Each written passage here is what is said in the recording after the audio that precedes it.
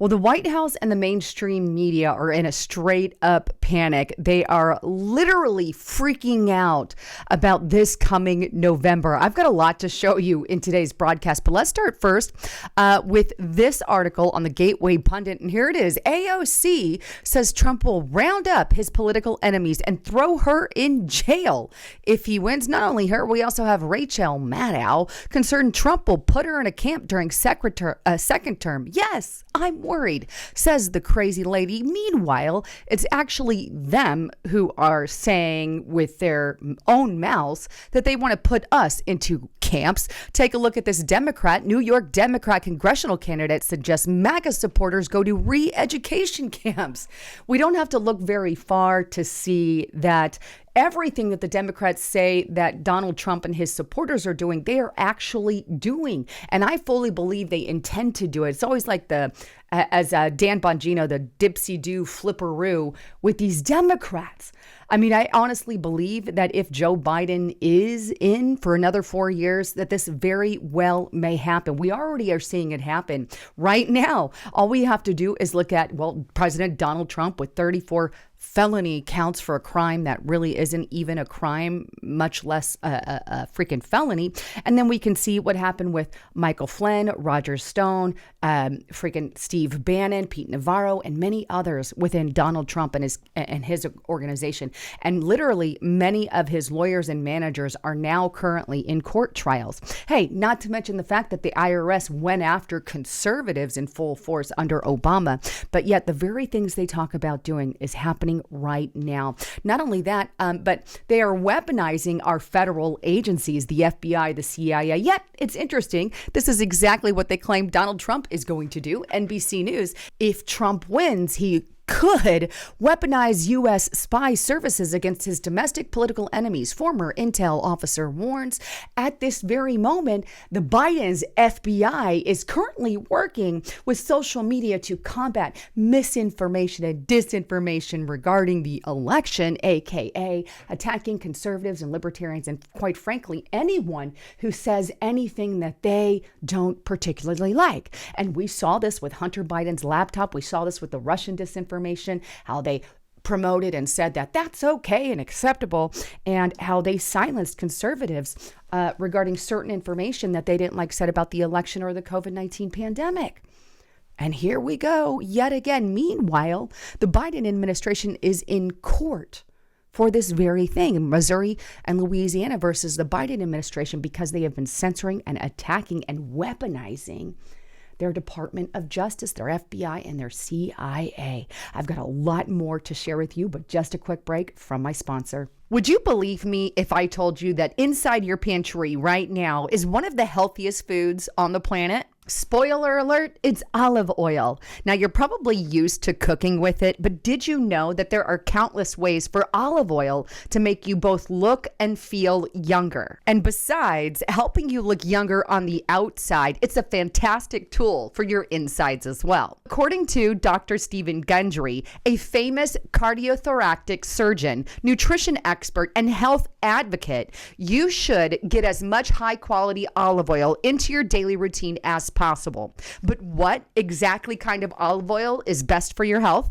Well, the olive oil industry is very huge, and you can bet that they're not all made with the consumer in mind. In fact, there are even brands out there who are cutting corners for profit. Now, when Dr. Stephen Gundry came to this realization, he was appalled. So how can you tell the difference between olive oil that isn't up to par and the ones that offer an amazing health benefit? Well, Dr. Gundry has seized up that opportunity, and he's decided to take a stand and share his research and findings. In fact, to check it out, all you have to do is go to the website getolivenumber1.com/haven, and it's here. Dr. Gundry answers that question for you on this video. Now, if you want more information, make sure you click the link in the description box below. It's got it on there. Or if you're on your cell phone, click that more button or go directly to getolivenumber1.com/haven. All right, back to the broadcast. So how else is the Biden administration and the mainstream media going into straight up panic over Donald J. Trump? Well, how about the fact that they're posting massive amounts of articles about what you should be prepared for if Donald Trump gets in, because God forbid any of this happen. God forbid, by the way, that Donald Trump starts doing the exact same thing the Democrats have been doing all along. And this is simply what I'm vouching for. If we don't start going like for like, if the Democrats are sitting there freaking putting their political opposition in jail, which they are, and if they're treating January 6ers different than they're treating BLM, all I ask is that you make it even and make it an even justice system and stop this political prosecution. But they're all freaking out. And you know what? Here's let's start with this freak out here. This is on the Chronicle. If Trump wins, his allies are preparing to overhaul higher education. The sector is woefully ill-prepared to defend itself. What they're talking about is the fact that, well, Donald Trump's going to get rid of things like, DEI and critical race theory teaching in our schools, which, by the way, was a radical overhaul by the Democratic Party and progressives into our system. So he's simply getting rid of their radical overhaul. And that's it. Let's put it back to how it was. Get rid of that radical overhaul. Nothing was radical about it until the Democrats started changing our entire system there of education. And he's simply saying, we're getting rid of those progressive policies. Thank God. And he better do it. Here's another freak out from Business Insider. What Donald Trump might do if he wins a second term. And here's some of the stuff he might do. Radically reshape the federal freaking bureaucracy. You're dang right. He better do that, because here's the thing. He promised that he would at least revamp, fire, or do something to these agencies that have been weaponized. It's not like these agencies are being fair to both sides. They've been weaponized against one political side. We've had well over 20-ish, and I'm guesstimating that number, FBI whistleblowers come out. We had the FBI come out, a whistleblower come out through his lawyer and say, look, they're making us sign these forms that say, are you against the COVID vaccine? Do you support Donald Trump? Do you attend a gun rally? And these are the questions that they're asking, fully political. And then if they answer in a way that they don't like, in other words, you say you support Donald J. Trump, you're not allowed to get your security clearance as part of the FBI. They have been weaponized. We can't allow this system to continue. And the Democrats are really freaking out because, A, they have been exposed, and they don't want to lose that power. So they're trying to make it as if Donald Trump is reshaping and doing this and getting rid of and firing all of those. No, he is revamping the intelligence community, aka deep state, who has so much power. They have more power, I believe, than some of these even some of the executive branch and even some in Congress. We've had congressional leaders come out and say, hey, I'm afraid that they're going to plant something on my computer, so I have to fill in the blank. This is a real problem. We can't have unelected bureaucracy taking so much power. As Chuck Schumer proudly came out and said, the international community has 7 ways from Sunday at getting back at you, like they did with Donald J. Trump and these 34 fake felony counts. So I really pray, if Donald Trump doesn't do going within this federal bureaucracy and fixing it, we are literally screwed. But they're trying to say, they're just getting rid of average American workers. No. We're making it even again. We're going to say, okay, if you're extreme on the left or you're extreme on the right, you're done. But let's have it how the FBI was originally intended to be, and not a weaponized organization going after their political opposition, right? I think that's fair. The potential of mass deportations and ending some birthrights to citizens, quite frankly, I'll be honest, Donald Trump promised mass deportations the first time. It just never happened. I don't know if he'll go forward with it again this time, but yay, they're crying and freaking out. And then we have retribution against political opposition. This is a straight up lie. This is the deep state, the international community, the mainstream media freaking out because remember, the CIA, the FBI, the intelligence community has really, and then I'll get into this one as well. But anyway, they have infiltrated the mainstream media. They've taken a lot of positions. A lot of former CIA, FBI, DOJ, they're all in the media. So they're calling it retribution against political opponents and acting as if, oh, he's going to go after Biden. He's going to go after Biden's people or whatever. It's not true. It is absolutely not true. But we can't continue to have an uneven justice system. And then finally, they also talk about he's going to pardon January 6 rioters. Good. Great.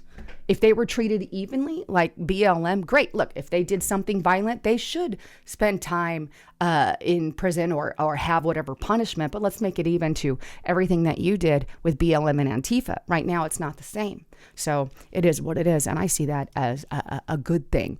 And then we have this, the Cap Times. If Trump wins, nothing else matters. We're all gone. Too many don't see that. They actually talk about, tyranny, civil war in this article-ish. And then we have Vox. If Trump wins, what would hold him back? And they're basically saying nothing because everything's weak. This is Vox. Of course, they're freaking out. Then we have The Atlantic. They really freaked out, by the way. If Trump wins, ...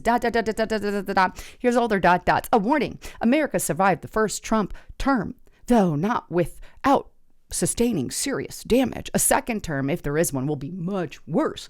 I thought the first term was pretty dang good. All of us had money in our pockets. We weren't paying exorbitant prices for food, and things were getting done. The wall was getting built. Great. I love it. But they say danger ahead. Look at all these. There's like article after article. Trump will abandon NATO. Thank you, Jesus. I'm not against that. Loyalist lapdog and cronies. How, everything, he's going to pick and pull and get rid of people that, no, he's going to do his own thing. That's usually what a lot of presidents do. Just saying. The Spectator of family separation. How he's going to separate families at the border. But yet, all administrations have had to do that, and how Trump gets away with everything, right? Because he just got 37 charges, felony charges. But hey, Joe Biden on the same, on a different note, on a classified document, just got a free pass. Nothing's going to happen to him. How there's going to be unchecked misogyny. They're going to polarize science. Under the pandemic, they were wrong half the time. Oh, it's this, it's not this, it's this and then this. Okay, whatever. Is journalism ready? Are they going to be prepared? It's a trap for Trump's second term. Oh, the climate can't afford it. So if he doesn't go on these climate policies, we're all going to die. Corruption, Unbound will be corrupt, and he's going to get in good with Xi Jinping. Actually, there was a whole article we did on how Hunter Biden, in one of his emails or text messages or something, said his dad, he thought his dad, Joe Biden, and Yi were like kissing and in love. A MAGA judiciary, great. Under a second term, he'll get to potentially put in more Supreme Court. Yeah. The Proud Boys love winner. In other words, he's going to pardon J6ers. He's not going to outlaw abortion. Not once has Donald Trump said that. He said, but basically, all he said is he's going to leave it up to the states. And I believe he also said he approves it up to a certain point. But and whatever, I'm good with that. But there is no outlawing of abortion. They have all these lies. They're going to outlaw contraceptives. They're going to outlaw abortion. They're going to outlaw, fill in the blank. Those are just all lies. Truth won't matter. Trump's not lying. The war on the blue people in America. Donald Trump versus America history. His plan to police gender. No. We're just keeping it how it's always been. Civil rights undone. Military is going to be loyal to him. God forbid. That's kind of the point of a military. When you're in charge, your commander in chief, they should be loyal to whatever president is in charge. And then, of course, he's psycho. Trump voters are America too. And they talk about all these things. And then we have, if Trump wins, how he wants to radically reshape America. He's going to crack down on illegal immigration. He's going to upend America's economic policies. Oh, and then there's this. The Justice Department is going to prosecute his adversaries. That's just not the case, not the way that they're doing it. We are going to revamp some of the justice system because the justice system is uneven. Then we also have Time article, how far will Trump go? As far as he can potentially go. And then, of course, we have them out there spewing straight up propaganda. Fears grow that Trump will use the military in dictatorial ways if he returns to the White House. This is NBC News. This is what they're trying to frame the public, to get the public not to accept Trump. But all of it is BS. It's not even the case. Here we have another one, and this is on Belfer Center, 10 ways Trump is becoming a dictator. So he's a dictator. The closer the president gets to election day, the bigger the threat he poses to democracy. The only people that pose a threat to democracy is the Biden administration. And I think the American people know this very well. And again, The Atlantic, the real meaning of Trump's unified Reich post. Then we have this: Trump and the GOP repeatedly echo Nazi and far-right ideology as they aim to retake, not win, not vote in, but they use very real wording here. They're going to retake it. No, we're going to win it through the ballot box. Trump is putting every racial, ethnical, and religious minority at risk at a time of angry political polarization. So these are the articles that they're feeding the public, that we're going to start a Nazi regime, we're going to take over, we're going to reshape, we're going to blah, blah, blah. Every president, when he gets in, he does a lot of firing of people. He reshapes the cabinet. But here's what's very, very scary is the fact that these Democrats are dead serious. And they're actually planning what I'm going to call steps towards, or positioning themselves towards, a coup against Donald Trump if he does get in, because they're literally making plans right now to stop him. In fact, I did an entire report on restrictedrepublic.com. Democrats now positioning themselves for a coup against Trump if he wins. Well, what I want to do is encourage you, go to restrictedrepublic.com, watch that video. It details a real plan B by the Democrats. And just to show you what I'm talking about here, left's ominous plan B, should he become president again. And not just that, how they're literally forming task force against Donald J. Trump to hinder him from doing his job as a president. No joke. Get to Restricted Republic right now. Use the coupon code Lisa and the number 5. That's Lisa and the physical number 5. And you can get it for $5 per month. That is even less than a cup of coffee, less than a glass of beer, less than a cup of wine in some cases. But please get there, watch that video, and get to know what is going on. Anyhow, thanks again for tuning in. I love you all. I'm Lisa Haven, signing out.